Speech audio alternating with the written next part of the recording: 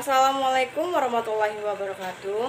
Halo semuanya, perkenalkan nama saya Kalista Albertina, mahasiswa UIN Raden Fatah Palembang, Fakultas Usuluddin dan Pemikiran Islam, Prodi Tasawuf dan Psikoterapi. Sebelumnya saya ucapkan terima kasih kepada Ibu Suraya SPDI SPSI MA selaku dosen pengampu di mata kuliah psikometri ini. Baiklah, langsung saja di sini saya akan menjelaskan tentang psikometri dan pengukuran. Apa itu psikometri?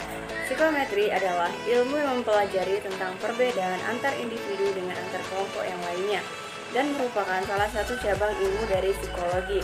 Psikometri sering disebut sebagai pengukuran psikologi. Selanjutnya yaitu tujuan dari psikometri. Adapun tujuan dari psikometri yang pertama yaitu agar mahasiswa dapat memahami definisi karakter dari psikometri tersebut. Yang kedua yaitu agar dapat memahami standarisasi pengukuran dalam alat ukur psikologi. Contohnya, misalnya si Putri ingin mengetahui apakah temannya sedang bahagia ataupun tidak, lalu si Putri tersebut mengukurnya dengan cara menebak-nebak. Dan yang ketiga yaitu agar dapat mempunyai kemampuan untuk mengevaluasi alat ukur dalam psikologi. Contohnya yaitu skala. Dan yang ketiga yaitu aplikasi dalam pembelajaran psikometri. Nah, jadi dalam psikometri ini dapat diaplikasikan agar dapat mengkonstruksi alat ukur psikologi maupun merancangnya. Dan yang kedua yaitu agar dapat mengevaluasi mutu tes yang telah ada. Selanjutnya, ada pun dua mata kuliah pendukung dalam psikometri. Yang pertama yaitu statistika. Di dalam statistika, kita belajar untuk menghitung dan menginput data.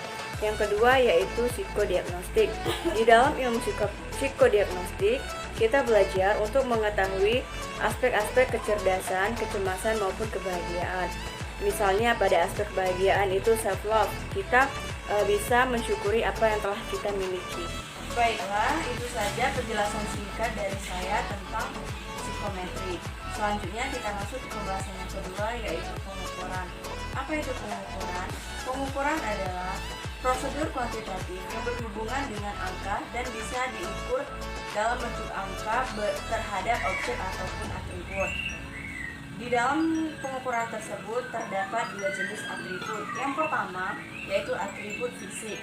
Atribut fisik di sini bersifat bisa dilihat, contohnya pada tinggi badan, suhu badan, tingkat kepala dan yang lain-lain. Yang kedua yaitu atribut psikologis, bersifat tidak dapat dilihat. Contohnya misalnya kecerdasan, kegembiraan, kecemasan, dan juga yang lainnya. Adapun tiga unsur atau komponen dalam pengukuran. Yang pertama yaitu skala. Skala atau satuan ukur. Contoh pada berat badan yaitu kilogram, ton, dan juga meter. Contoh pada kepribadiannya yaitu 16 PF, MMPI atau skor yang sudah diisi. Yang kedua yaitu ada instrumen atau alat ukur. Contoh berat badannya yaitu timbangan badan.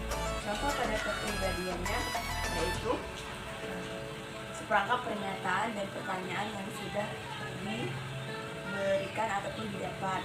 Yang ketiga yaitu ada prosedur atau langkah dalam pengukuran. Contoh berat badannya yaitu terdiri pada timbangan dengan keadaan tenang. Contoh kepribadiannya yaitu meminta subjek untuk merespon dari pernyataan ataupun pertanyaan yang sudah diberikan dengan tenang dan tanpa terburu-buru. Baiklah, selanjutnya adapun tiga karakteristik dari pengukuran. Yang pertama yaitu mempunyai atribut ukur. Contohnya seperti tadi yaitu tinggi badan, suhu badan maupun berat badan.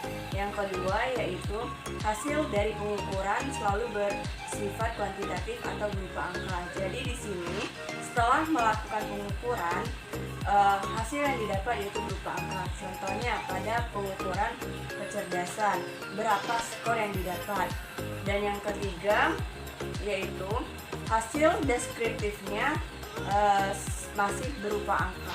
Baiklah, masuk ke penjelasan yang terakhir yaitu data hasil dari pengukuran. Yang pertama yaitu nominal. Nominal di sini termasuk dalam kategori identifikasi dan juga klasifikasi. Contohnya yaitu misalnya kode pos, nomor rumah, nomor mahasiswa dan juga yang lainnya. Nominal ini bersifat tidak berurutan. Dan yang kedua yaitu ordinal. Ordinal termasuk penjenjangan kualitatif atau tidak mutlak. Jarak angka tidak menunjukkan jarak kuantitatif.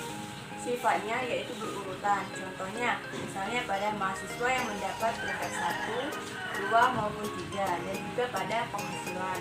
Dan yang terakhir yaitu data interval. Data interval ini yaitu jarak jenjang angkanya selalu tetap atau sama. Misalnya terdapat pada angka dari 35 ke 40, dan misalnya juga dari angka 45 ke 50 dan seterusnya. Nah, maksud dari jenjang angkanya selalu sama itu tadi kan sudah dibilang, contohnya misalnya pada angka 30 ke 35, 45 ke 50.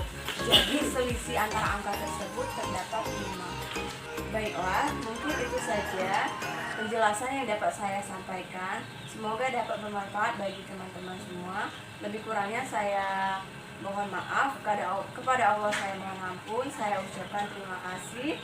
Wassalamualaikum warahmatullahi wabarakatuh. Selamat siang semuanya.